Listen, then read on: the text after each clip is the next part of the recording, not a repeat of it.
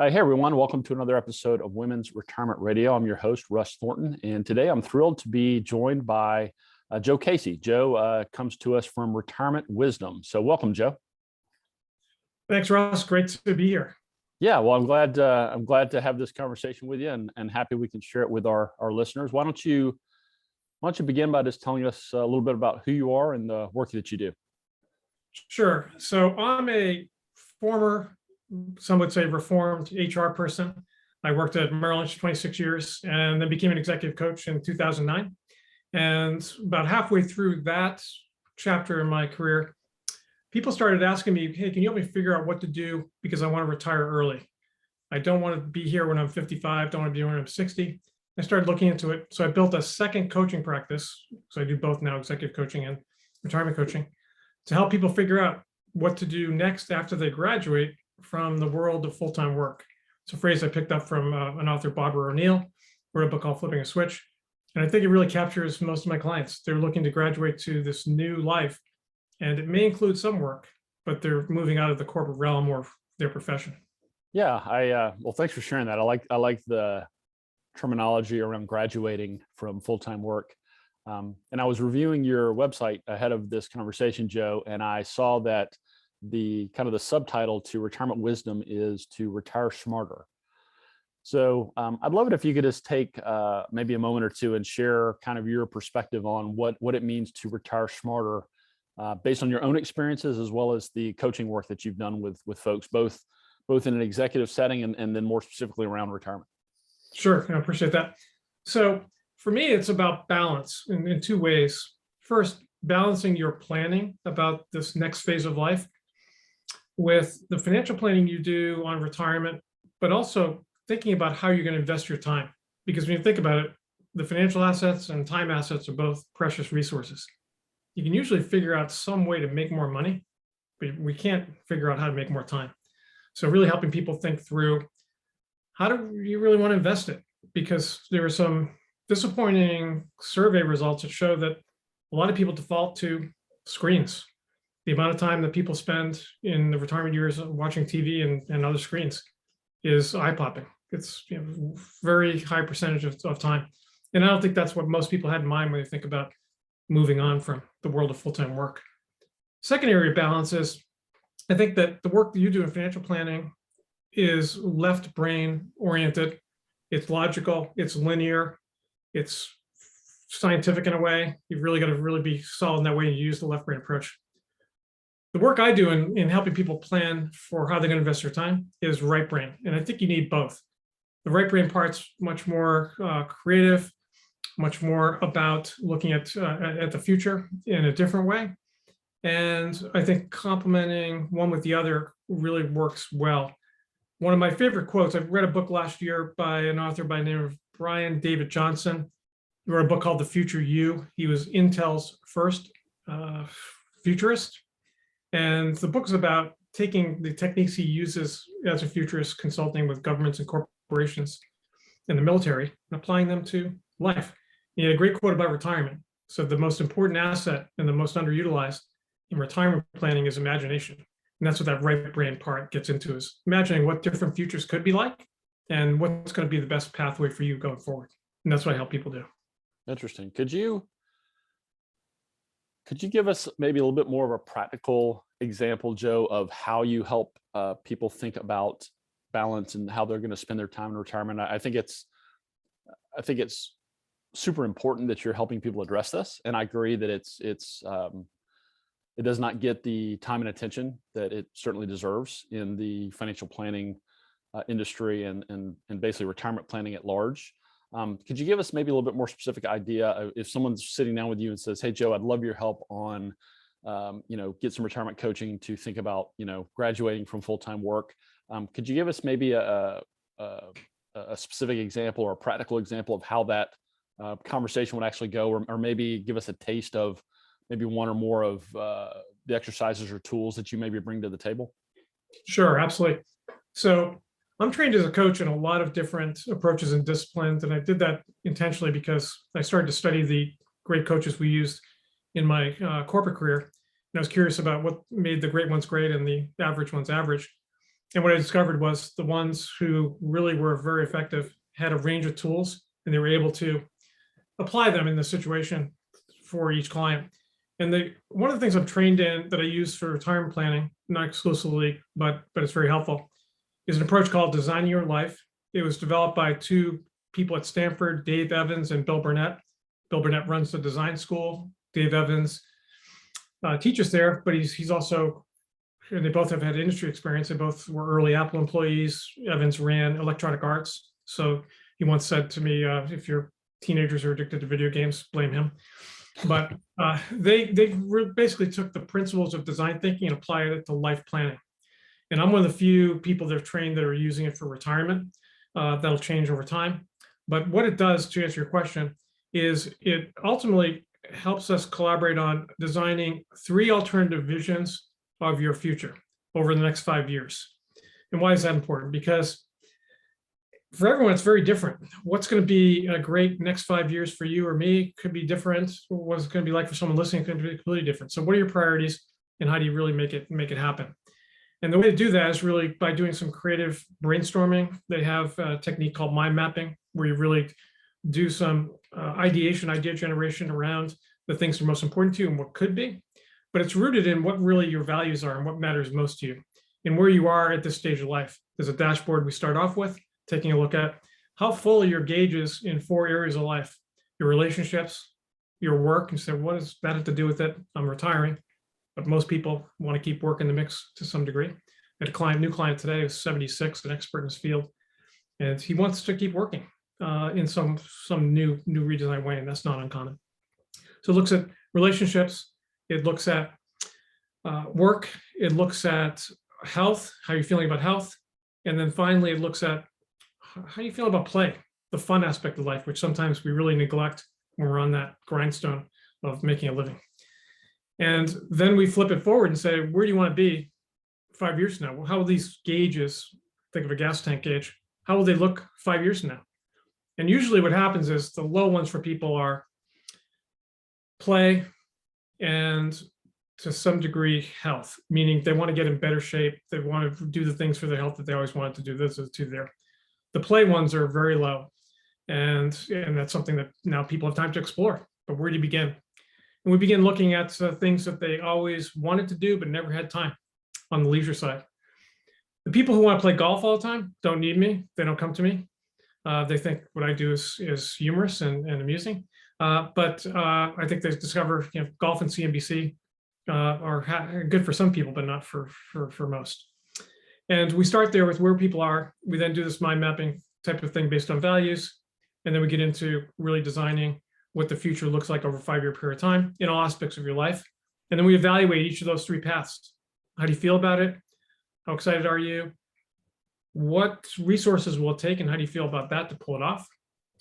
And then how does it literally sync up with your values? Like how in sync is it with what you're all about and how coherent it is? And those 3 paths are very different. The first one is what usually a client comes to me with what they're thinking about doing. I want to start a business, or I want to write a book. I want to have a portfolio, which is what most people do that I work with, of activities. And then we look at a second one. What would happen if you can't do that for any reason? What else could you do? That's where it takes some work, because people are like, well, I only have one plan. So we work on plan B. And the third one's a lot of fun. It's called the wild card. And that's if there were no constraints at all, financial, geographic, your family's desires or interests, if you could do anything, completely anything, what would it be? And I haven't had anyone do that plan 100%. And the authors have told me that only 5% of the people they worked with have really followed those paths. But what I've seen it do is it gives you new ideas, expand your thinking. So where people come out of this with is broader possibilities, some different ideas to start to work with. And then, I know it's a long answer, we then move into the next phase, which is prototyping, which is really where the magic happens. And that's identifying people you can talk with, some in your network and others who you don't know, who are doing what you might want to do next. So let's take the person who said, I always really want to write a book. I've had someone do that. Well, who are people that have written books, or who are some authors who you could reach out to? And those conversations aren't about you, they're about them. 30 minutes, what do they like about what they do? How did they get started? What do I need to know about it? And I've had some people discover that what they thought they wanted to do wasn't so good. It was different. The path was harder, and they chose a different route. I had one actually just reach out to me recently, and she had decided to take a different path and said it was the best decision she ever made. It comes with that. So it's about a 3 to 6 month process, depending on the person. And we go through that. And after the prototyping, people start to make that happen and implement it. But you're doing it from a much better informed place. You've talked to a lot of people. You've got a real sense of what it takes, and you've got a clear idea of where you want to do. Yeah. So I appreciate you sharing that level of detail. The thing that comes to mind for me is around prototyping is kind of, for lack of a better word, testing an idea. And I guess an example that I can relate to is, like, I have a lot of people say, well, yeah, I'm getting close to retirement. I want to buy a second home at the beach or the mountains or whatever. And something I always often tell them, well, have you ever spent more than a couple of weeks in that location? You should go, spend maybe 6 or 8 weeks there to see if you really like being there for more than just a couple of weeks at a time, to again, kind of test the idea in a low stakes, low commitment way. So I really like the idea of prototyping and again, my terminology, testing some of the ideas or some of the things that people think they might want to do before they go jump in with both feet and then find out, holy crap, I didn't know this was what was involved, or this is not what I thought it was, like you mentioned. So I think that's fantastic. No, it's a great point, because as you know, when all of a sudden you go to that beach house and it's off season, it's a different feel. No kidding. So I'm curious, Joe, when you're doing the retirement coaching and introducing, say, the designing your life tools and exercises and process, are you typically dealing with, in the example of a married couple, are you typically working with one person, or you're working with both spouses, or does it just depend on the circumstances? Sure. So it comes up in a couple of ways. I do work with some couples. I'm not a marriage counselor. My only qualification has been married 41 years because I married the right person. So I bring that to the table. But I have worked with people together. More commonly, though, my clients work individually with me and then involve their spouse or partner on their own, which I like, because here's why I think that's effective. Both can work, but if someone individually takes the time to start to get a sense of their path, their direction, what their values are, they're better prepared to engage with their spouse or partner. And my big advice then is make sure you're doing it in listening mode, not sales mode. You're not selling them on your dream, on your path. You're really saying, let me share this. What do you think? And really getting them engaged. I've had some clients take the exercises that I mentioned, like the mind mapping, and do that with their spouse or partner. And that's been very, very helpful. And it's important, as you know, in the work you do, because there was a fidelity study that asked couples, when is your spouse going to retire? And the majority did not get it right. So it's one of these topics that isn't talked about enough. And people are sometimes at different stages of life and priorities different, but the conversations, it gives a framework for conversations that can help gain some clarity. Yeah. Interesting. So I guess kind of a related question, and I think you've started to address this, but from your perspective, Joe, what would you say is the biggest challenge that you help people address through your coaching work? And let me clarify that by saying, I think a lot of people maybe come to you or maybe come to me thinking they need to focus on this, but in fact, there's maybe some more kind of first principles or foundational thinking or awareness they need to work on. So I'm just curious, from your perspective, what would you say is the biggest challenge you help people address or solve? Sure. What I observe is it's slightly different for men than for women, not to generalize, because that's always dangerous. But men come to me, and I was very surprised by this at first. I shouldn't have been. But they will often say, it happened this morning again, so I'm really afraid. They start talking about their fears. And they said, it quickly followed by, I've never talked to anyone about this before. And so there's value in putting that on the table, there's value in talking that through, there's value in naming them. And I'm pretty direct, so I just always ask them, well, afraid of what? And the things that come up are, I'm afraid I'll be bored because I've had an interesting career. Afraid I won't be relevant, getting to the status, they're going to change from a different position. And I'm afraid that a lot of my social contacts really come from my work relationships. And I've seen people who, once they leave, they're kind of out of the loop. So I'm afraid I'll be lonely. With my women clients, it's a little different. They're, well, as we know, being married, they're a lot smarter than we are generally. Amen. And Amen to that. and I mean that, but in particular, they've built social networks in different ways than sometimes people, career-oriented men are not. Even career-oriented women have, they've got more multi-dimensional social context, so that's not as much of an issue. What I tend to help both genders with is dealing with the fear of uncertainty. And clearly, back in the financial side of things, people can develop a sense of certainty.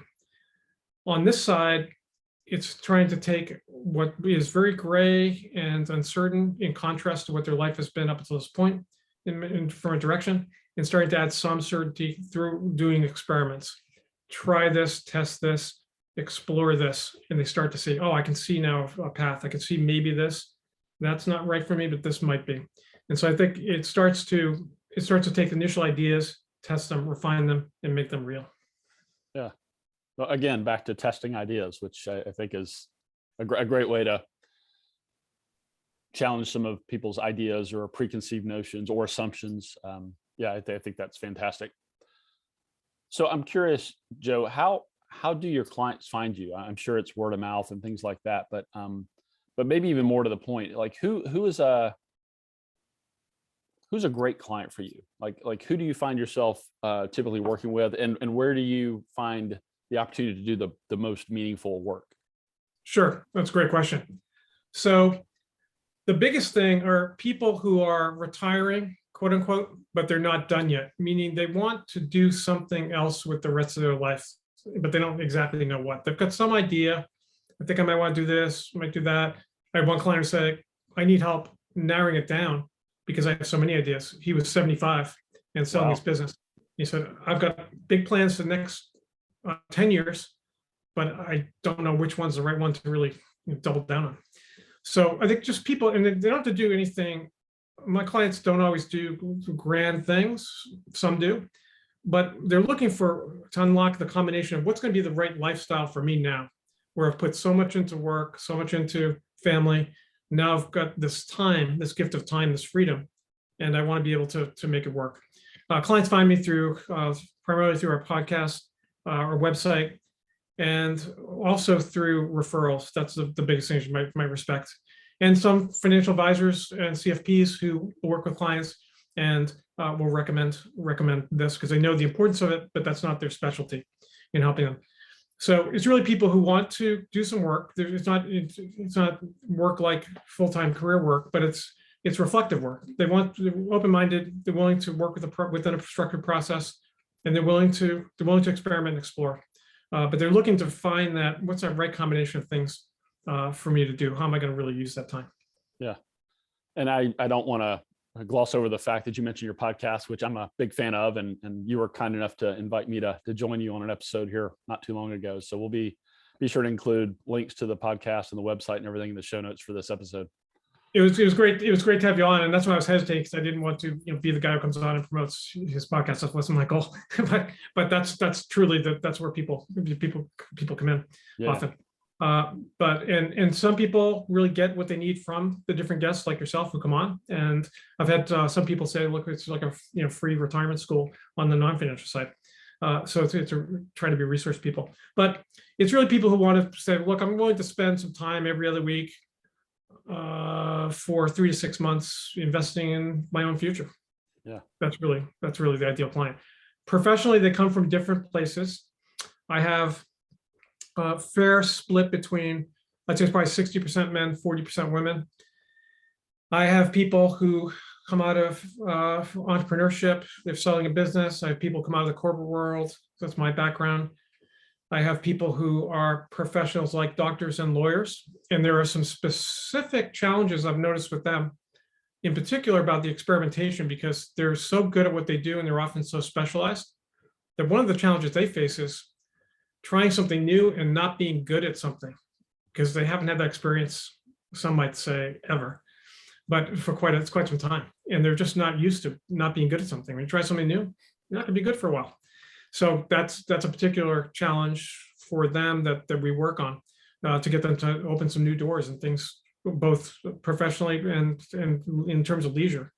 Golf's not it for everyone, and so they started to get involved in some new things, try some things differently, but they really needed some help in letting go of that mindset that's been there for so long.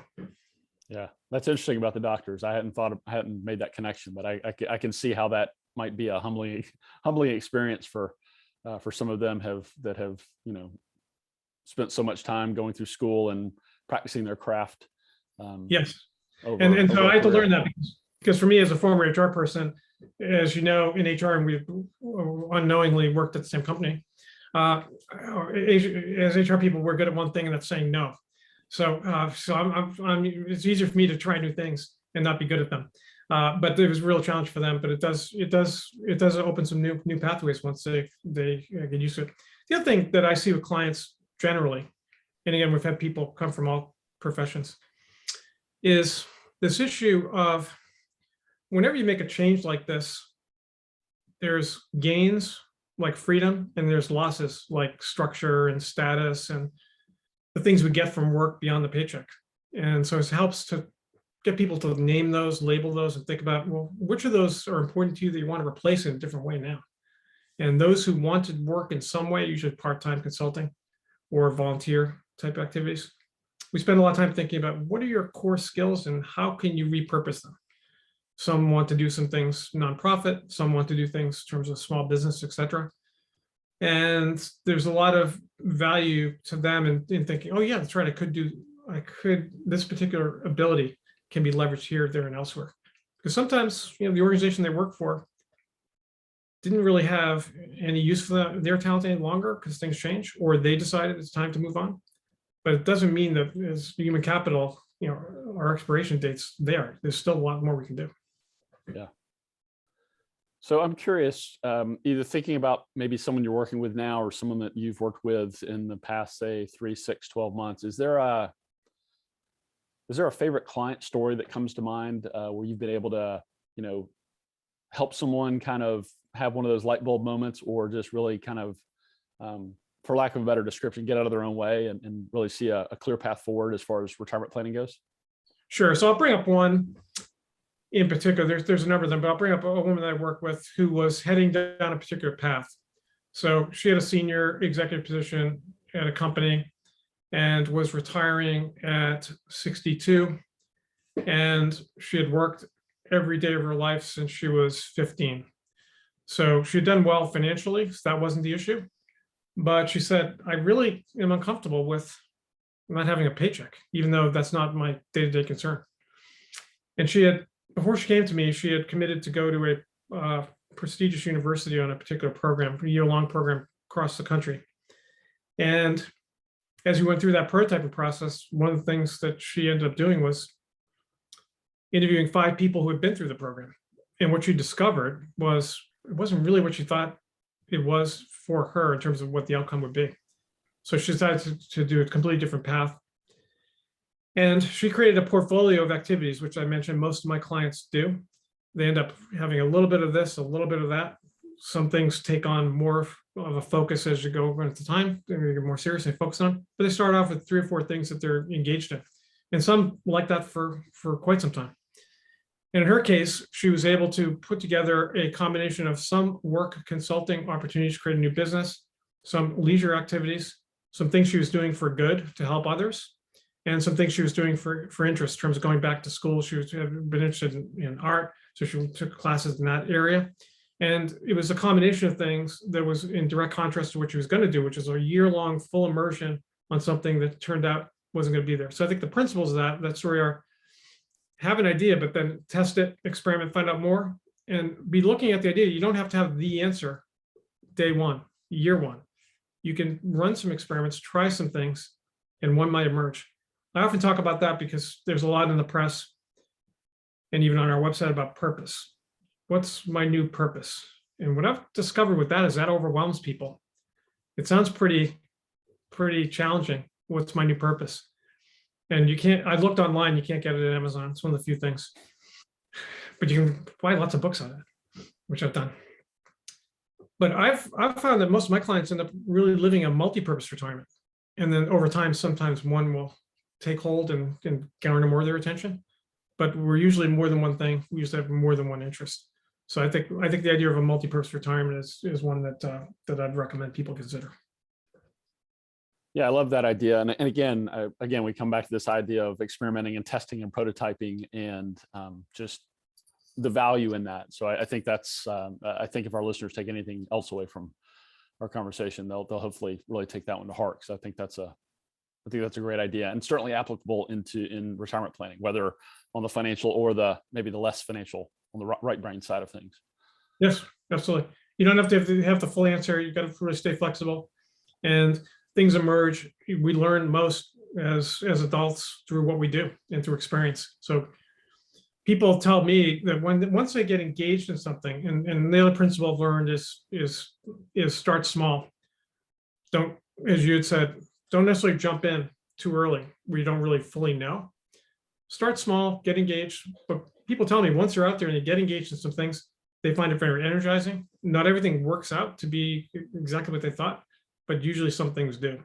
And they start to build new connections, new interests, and new things. I mentioned lawyers. I've worked with some lawyers, and one in particular came to mind. He was, at the time, 65 and was retiring in 6 months. And I was referred to him by his wife, who called me and said, my husband doesn't know it yet, but he needs you.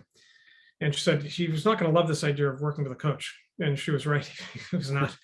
But we had a very good working relationship, because he was also one who confessed, look, I'm really afraid of this. I'll put all my energies into work, and I really think I'm going to be bored because I don't have any outside interest. Zero. Yeah. And I thought, how could that be? So much to be interested. But he was right. He did. So what I did with him, I learned, and it helped me grow as a coach, because I was thinking future. I was thinking focused. I had to take him back first. So we literally went back through every decade of his life. What were you interested in then? And different things started to emerge. I said, well, actually, I said, you weren't always a lawyer, right? What did you do before that? And different things started to pop up, and he actually ended up doing some of them again. Well, the first things he did, because he was a very smart man, is he brought back date night, something he used to do and had gone away from, brought that back, and that worked. But he also discovered one of the things he really had enjoyed was reading to his son when he's little, who was now grown. And he got involved in a program, a literacy program, reading to underprivileged inner city youth, which was something that he really liked. But he got involved in a lot of his reading interests, exercise things that he had been involved in earlier. So sometimes going back is helpful to go forward. Yeah, interesting. Yeah, and I think there's so much interesting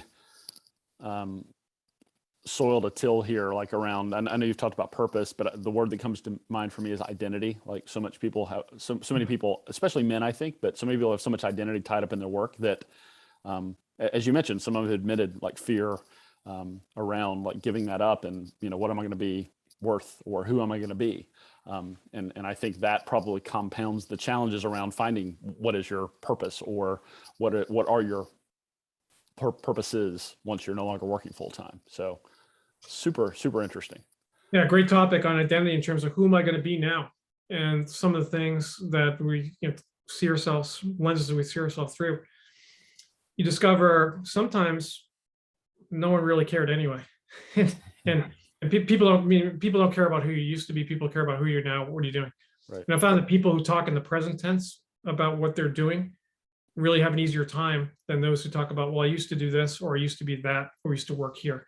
It's the transition you got to go through. But once you start talking about the present tense of what you're engaged in, you're a more interesting person, and it's I think a better place to be.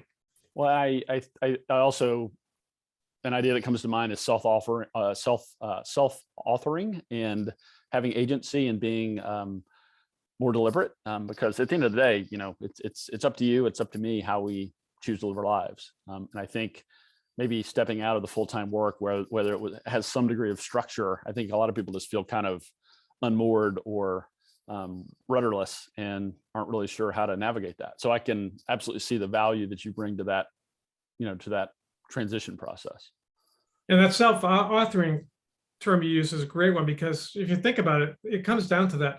What's the story from here? You've decided to retire, or you have to retire, either scenario. So now what? What's that story going to be from here going forward? And to have that mindset is very, very powerful and very, very helpful. Yeah. And as you know, in writing, there are first drafts and there are revised drafts. So same concepts apply. Yeah. But start writing the next chapter of the new story. Yeah, absolutely.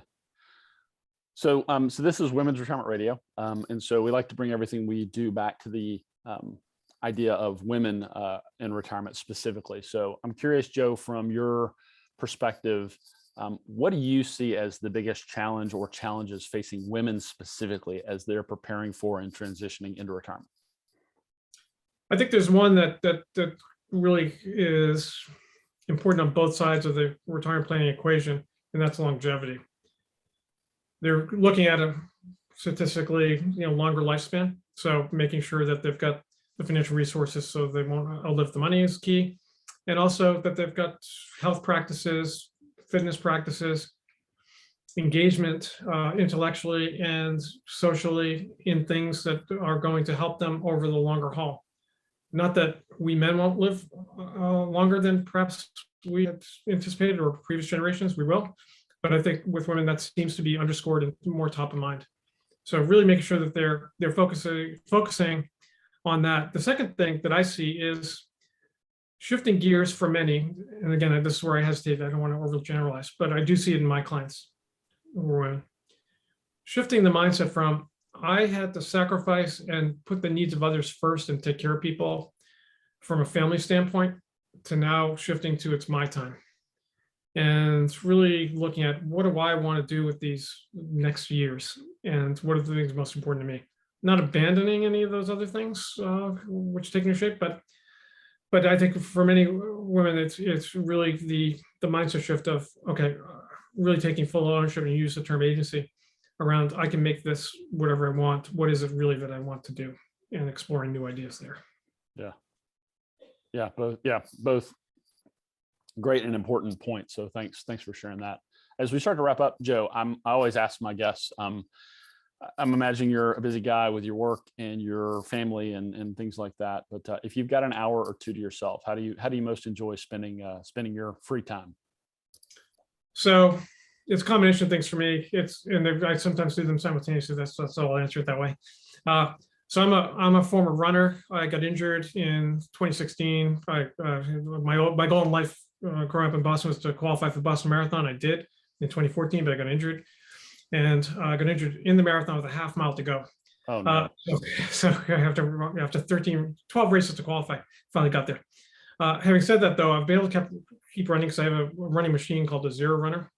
And I will combine that with reading, which I like to do, or watching sports, which I like to do. So I'll combine that. I'll do that tonight. I'll run for an hour, watch something, and read something. Not all three at the same time, but I'll switch on and off. So if you force me to wander, it'd be something exercise driven while I'm doing something else. Yeah, that's great. I think you had told me, or I'd seen on your website, that you've run, I guess, several marathons prior to getting injured. Well, yeah, that was my goal, but it took me 12 times to do it. And what's interesting was the fastest marathons I had were my first one when I was in my 40s, and my penultimate one when I was in my mid 50s. So, but I actually got to a point where I got it down as far as I could to qualify, because I thought I had the right combo of endurance and speed. And I hired a coach, a running coach. So I said, I'm a coach. I know the value of it. And that was the missing link. He made one tweak to one of my training plans, and that made the difference. And I beat the qualifying time by 5 minutes that year. But it was really because of the coach, because he looked at what I was doing, said, you're doing all the right things, but what about this? And it was a hard change. Yeah. I don't want to, but it was the key. And that's why I think working with the right advisor, whether it be what I do or what you do, honestly, can really make the difference in many ways. And that's what it did for me. Yeah. Now, some might say, well, if you didn't, maybe you wouldn't have been injured, but that wasn't him, that was me. Yeah. That's I'm glad you shared that story. That's fascinating. We've covered a ton today. The thing I think I'll most take away from our conversation is the idea of prototyping and testing and experimenting. But if there were, from your perspective and your experience, Joe, if there was one thing our listeners could take away from our call today, what would you want that one thing to be? Really, your point on self-authoring, to look at where you are now and think about what's your story from here. Just because you're retiring, it doesn't mean it's the end. Matter of fact, it's not. It's the beginning of what's next. So really take that approach and think about what could that story be. And just like a writer, writers look at alternative plots, alternative themes, alternative characters. What is it that you really want to do, and embrace that self-authorship point. So that's what I'm taking away. There's a great point that you made. Yeah. Well, thank you for that. What's the best way for people to reach out or to learn more about you if they want to learn more about your coaching services around retirement, or check out your podcast or anything like that? What's the best way for people to find you? Sure. The one stop is retirementwisdom.com, our website. We've got a bunch of things on there, but the podcast is the main focus. But we've got blog posts. We have a talented writer who works with us, freelance, Beth Bichelle, who does a great job. So she writes a lot on retirement topics. And we have a quiz on the non-financial side there as well. We also, from time to time, a little behind this, we do also review books on retirement, so people can get a quick look at just some short summaries of books that we like on the non-financial side of retirement primarily. And retirementwisdom.com is the best way, but thanks for asking. Yeah, well, as I mentioned, we'll be sure to include a link to the website and the podcast and the blog and things like that in the show notes for this episode, so people can track you down and learn more. So Joe, thank you. This has been fun. Always enjoy speaking with you. This has been absolutely no exception. So thanks for joining us today. Thanks, Russ. Great to be here. Appreciate it. Same here. Yeah. And for everyone out there listening, thank you again. This has been another episode of Women's Retirement Radio, and we look forward to catching up with you next time.